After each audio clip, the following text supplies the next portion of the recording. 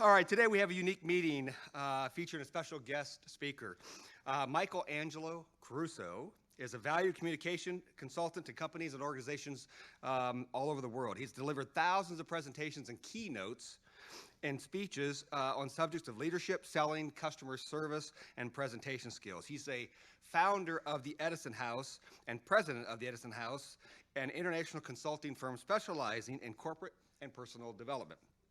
Edison House has clients including Bank of America, Citgo, Rayovac, Hallmark, Verizon Wireless, the United States Navy, Nissan, and actually Sweetwater. He has been here about 4 or 5 different times.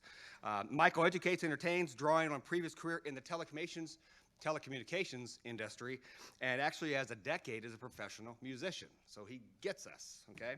Michael will be focusing on building your brand within the Sweetwater brand. He will take the whole meeting, and so there will be no announcements at the end.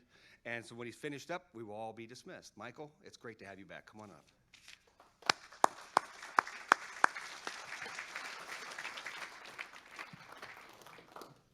Nice job.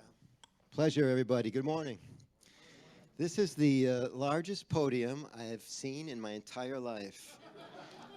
I have done 2,000 paid presentations on 5 continents in 49 states, and this is the biggest podium I've ever seen.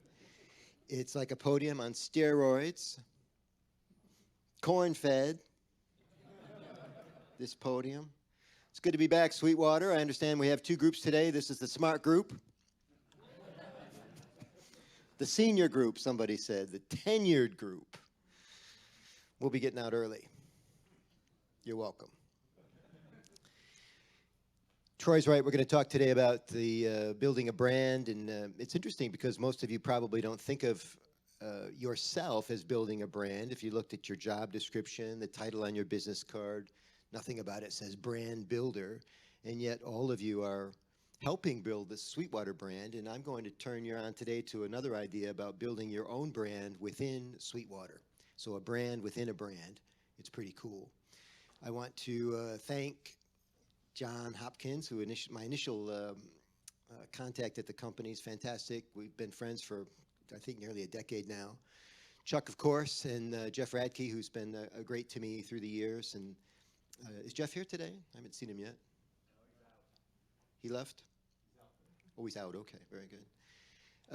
And it's a pleasure to be back. So we're going to turn you on to some cool stuff. It's been a while since I've been here, and I have a little update for you on some things. First of all, I'm feeling great. Thank you very much for asking. My health is good. And I've had a long career. Like, it's almost been 23 years now in the speaking business. Before that, another 10 in the music business. So I've been in front of people for a long, long time. I've lived the lifestyle, and I'm proud to say I'm a survivor. We lost some great people in 2018 again. And we know that when you travel and you serve others and you're in a rough business or a racy business, that it can be hard on the system. And so I'm proud to tell you I'm still around and still feeling pretty good. Other changes since last time we talked, I don't know if it's a health change or not, but I got braces on my teeth.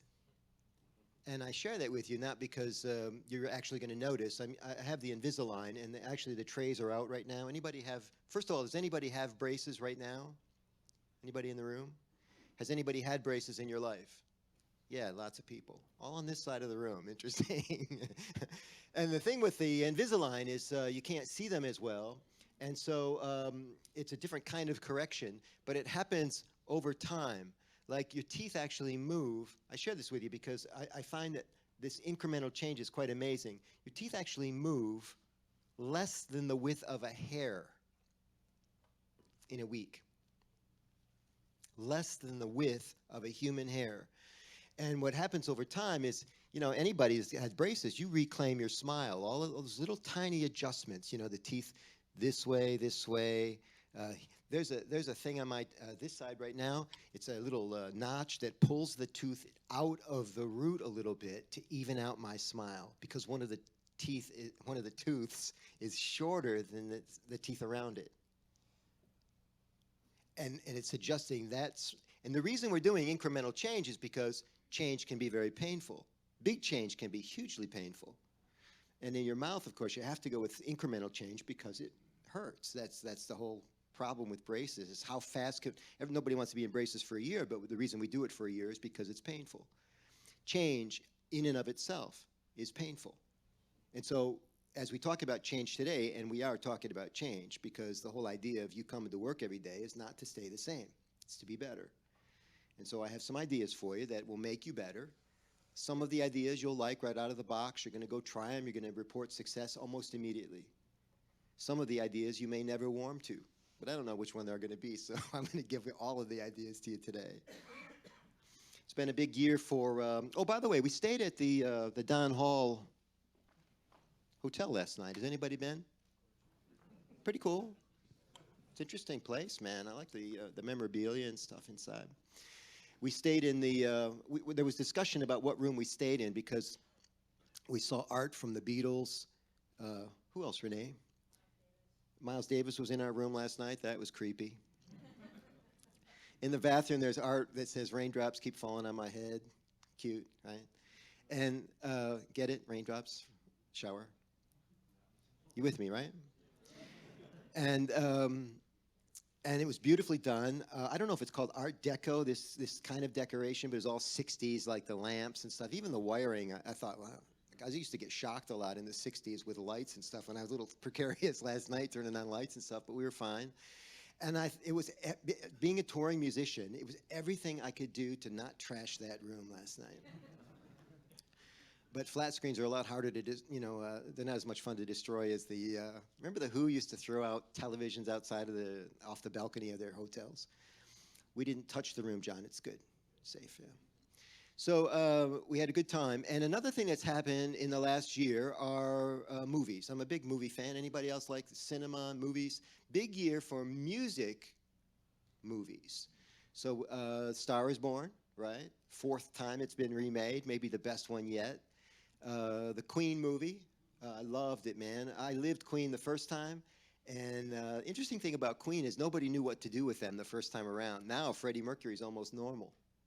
But back in the day, man, you saw Freddie Mercury on stage with these 3 relatively normal guys. Your head, you couldn't get around it. Forget about how great they sounded. Just the visual alone was something. A third music movie was the Green Book, which won Best Picture. And has anybody seen Green Book? I know it hasn't had wide release yet. Did you enjoy it? Yeah. Yeah, amazing. You play keyboards?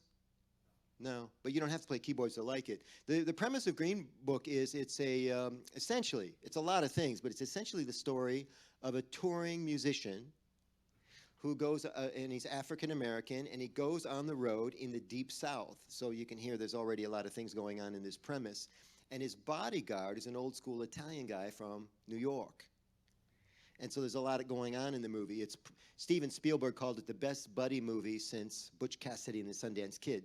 I don't think they're marketing it right because a lot of people don't know what Green Book is. They don't know. Green Book is actually a document. It's a book that African Americans used to find safe hotels to stay in back in the day. I mean, it's hard for me to get my head around this, but they could only stay at certain places without getting hassled. And the Green Book is what it's called. It was invented by an African American, is the catalog of hotels that they could stay at. And in 2019, it's almost hard to imagine. The movie is fantastic. I highly recommend it. Has anybody been on the road as a touring musician? A lot of you, more than most companies. And you'll identify with that right away. Even though in the movie the musician is a classical pianist, you'll identify with the bad hotel rooms and the shaky promoters and and being treated less than sometimes, which is what we are as artists sometimes. So I really enjoyed it. And